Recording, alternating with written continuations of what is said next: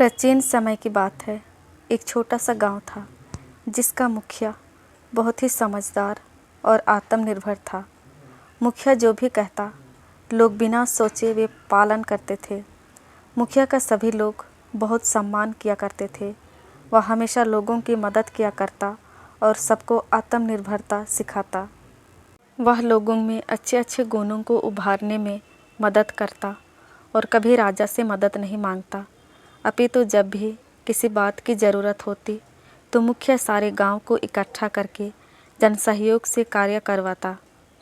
एक बार लुटेरों ने गांव पर हमला कर दिया। मुखिया और गांव के लोगों ने उनका सामना किया, पर वह लुटेरे योद्धा की तरह लड़ रहे थे और गांव वालों को हराकर सारा अनाज और कीमती वस्तुएं ले गए।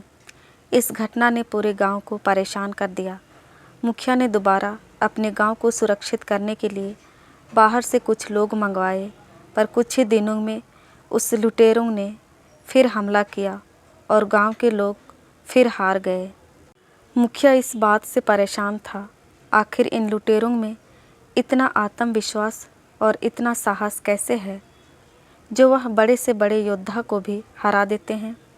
मुखिया कुछ लोगों को लेकर उन लुटेरों के ठिकाने पर जा पहुंचा और उसने देखा लुटेरों के पास बहुत सारे संसाधन, हथियार, खाने का सामान और ना जाने क्या क्या रखा था। मुखिया एक ही क्षण में समझ गया आखिर इन लुटेरों का आत्मविश्वास इतना क्यों बढ़ा है। उनके पास लड़ाई का हर संसाधन और कई महीनों तक का अच्छा खाना था। मुखिया समझ गया था कुछ ही दिनों में यह दोबारा गांव पर हमला करेंगे और जो आने वाली फसल है उसको भी ले जाएंगे। मुखिया ने बड़ी सूझबूझ से उन लुटेरों के सारे खाने और संसाधनों में आग लगा दी और वापस अपने गांव आ गया। लुटेरे इस घटना से बहुत आहत हो गए और उनका आत्मविश्वास भी टूट गया। अब ना उनके पास ज़्यादा दिन का खाना बचा था और ना ही अच्छे हथियार बचे थे।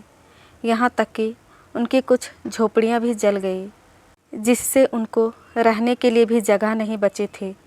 अपने इस हालत को दोबारा सुधारने के लिए लुटेरों ने इस बार फिर से हमला किया, पर गांव के मुखिया को पता था कि अब उनके पास कुछ नहीं है और यह सब उन्होंने गांव के लोगों को बताकर सभी का आत्मविश्वास बढ़ा दिया था।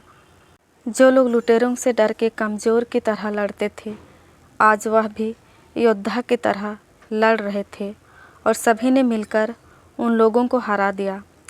गांव के लोगों ने लुटेरों को पकड़कर राजा के हवाले कर दिया और सारी घटना के बारे में अवगत कराया। राजा ने गांव के मुखिया से कहा, अगर तुमको सुरक्षा की ज़रूरत थी तो तुम मेरे पास क्यों नहीं आए। मुखिया ने बड़ी नम्रता से कहा, महाराज, हम अपनी रक्षा करने में स्वयं सक्षम हैं। अगर मैं आपको खबर देता तो किसी भी छोटी से छोटी घटना के लिए हम आप पर आश्रित हो जाते, इसलिए हमने पहले स्वयं पूरी कोशिश करने की ठानी।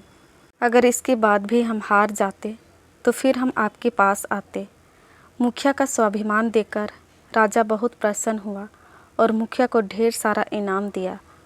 मुखिया ने यह इनाम गांव के विकास कार्यों में खर्च कर दिया और वह सबकी नज़रों में महान हो गया। शिक्षा। हमें अपने दुश्मन की कमजोरी और ताकत का पता अवश्य होना चाहिए, तभी हम उस पर विजय पा सकते हैं। किसी छोटी सी बात के लिए हमें किसी पर निर्भर नहीं होना चाहिए। हमें स्वयं पूरी कोशिश करना चाहिए कि हम आत्मनिर्भर बने। दोस्तों, अभिमानी मुखिया मोरल स्टोरी आपको कैसी लगी, प्लीज़ कमेंट करके अपनी राय ज़रूर दीजिएगा और इस प्रकार की इंटरेस्टिंग कहानियाँ सुनने के लिए चैनल को सब्सक्राइब ज़रूर कीजिएगा। धन्यवाद।